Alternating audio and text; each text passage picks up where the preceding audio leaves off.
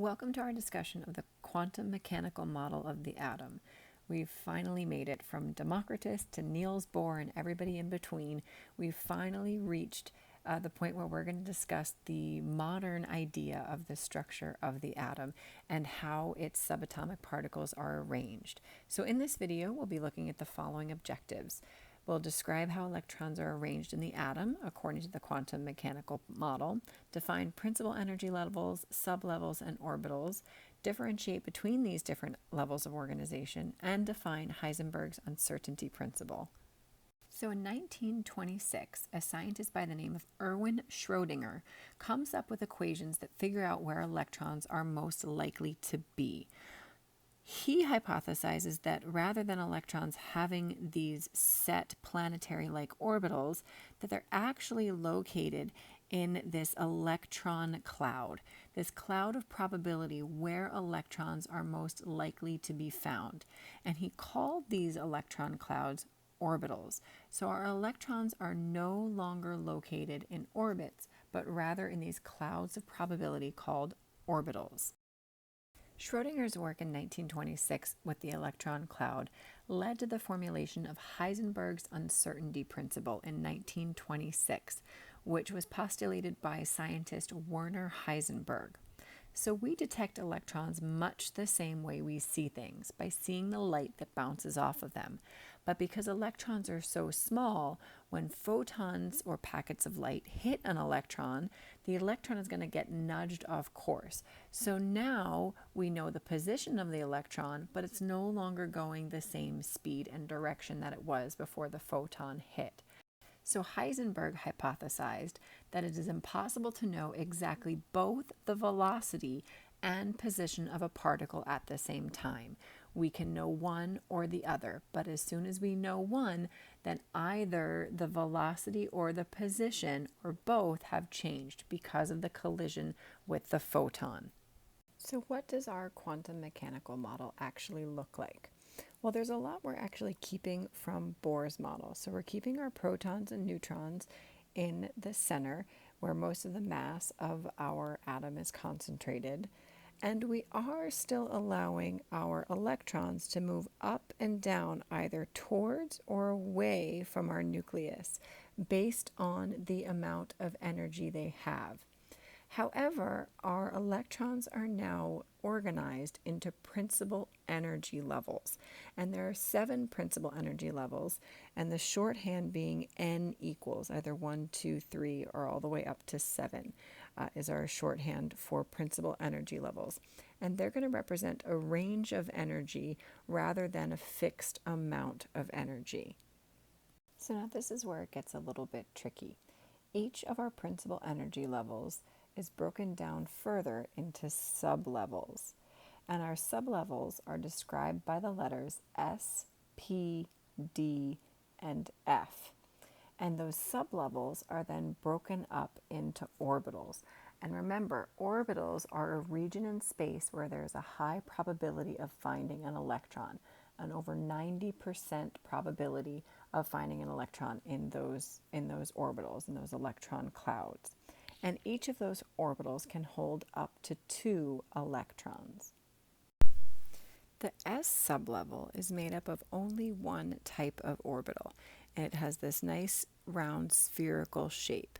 So this would be the S sublevel in our first principal energy level, and then this would be our S sublevel and orbital in our second principal energy level, and then this would be our S sublevel and orbital in our third principal energy level. Notice that our sublevels and orbitals, which are the same in this case, get progressively bigger as we move from our first principal energy level out to our third principal energy level. And remember that each of these orbitals can hold up to 2 electrons. So the S sublevel, because it only has one orbital, can hold up to 2 electrons.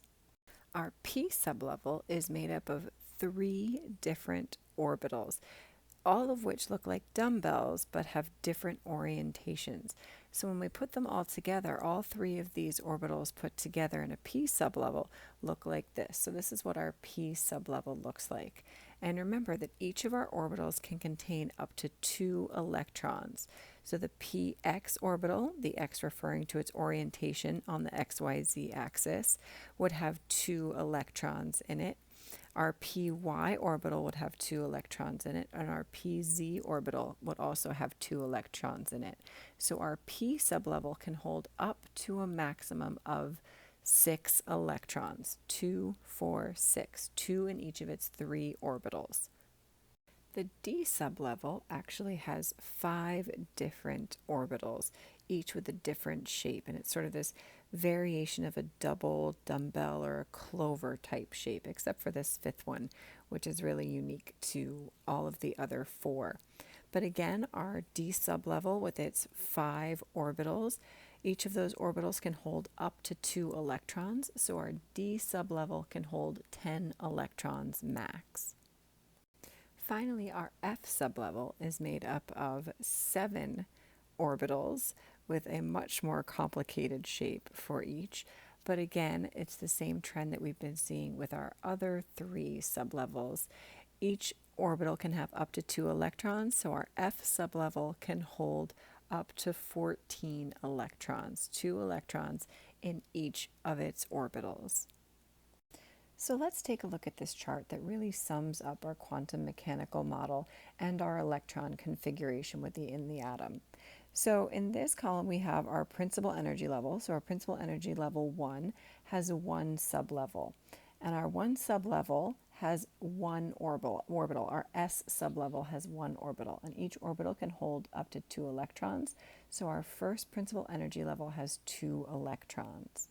Our second principal energy level has 2 sublevels, an s and a p sublevel, and our p sublevel has 3 orbitals, and each of our orbitals can hold 2 electrons, so 2, 4, 6, plus the 2 from our s orbital and our s sublevel, and we get a total of 8 electrons in our second principal energy level. Our third principal energy level also has an s and a p sublevel, but it also has a d sublevel with 5 orbitals. And in those 5 orbitals, we can have 2 electrons in each of those orbitals. So our 10 plus our 8, and we get a total of 18 electrons. And finally, in our fourth principal energy level, we have 4 sublevels, an S, a P, a D, and an F. And our F sublevel has 7 orbitals. So we have our 14 plus our 18, and we get 32 electrons. Notice that each time I increase a principal energy level, I'm going to add a new sublevel, because as we move away from our nucleus and our energy increases, we're going to increase our number of sublevels as our principal energy level increases. And as you notice down here, there's a couple shortcuts to help you figure out how many orbitals you should have in your principal energy level, as well as how many electrons you should have in your principal energy level. So let's take a look at our principal energy level number 3. In our principal energy level number 3, we have 1 plus 3 plus 5. We have 9 orbitals, which is n squared, or 3 squared, because remember that n stands for our principal energy level. Same for 4. 4, I have 16 orbitals, and 4 squared is 16. To find our number of electrons, we simply use the number that we found over here and multiply it by 2. So going back to our third principal energy level, our 3 squared is 9, and 9 times 2 is 18. So using these will help you quickly determine how many orbitals and how many electrons you should have in your principal energy levels. So one way you can think about this quantum mechanical model of the atom is sort of like an apartment building. The building is the area where all the electrons are found. The floor, the first floor, second floor, third floor, all the way up to 7th floor is the principal energy level. The apartment is the sublevel, and then the bedrooms in the apartments are orbitals. And each of those orbitals, or each of those bedrooms, can sleep up to 2 people or hold 2 electrons. So for example, floor 2, or principal energy level 2, has 2 apartments, or 2 sublevels, an S and a P sublevel. And in those apartments, the first one, our S sublevel, has one studio or one orbital, which can sleep 2 people. And then the other apartment is our 3 bedroom or our P orbital, which has 3 bedrooms and can sleep up to 6 people. Floor 3 or principal energy level 3 has 3 apartments, a 1 studio, an S sublevel, a 1 3 bedroom, a P sublevel, and a 1 5 bedroom, a D sublevel. And each of those bedrooms can hold up to 2 people. So floor 3 with its 3 apartments and its 9 bedrooms can sleep up to 18 people. So this is hopefully a little analogy that can help you sort of visualize the quantum mechanical model and the electron configuration. So that wraps up our discussion on the quantum mechanical model, our most modern model of the structure of the atom. I hope you took some notes, especially on the table that summarized our structure. Bring your notes and any questions you have with you to class.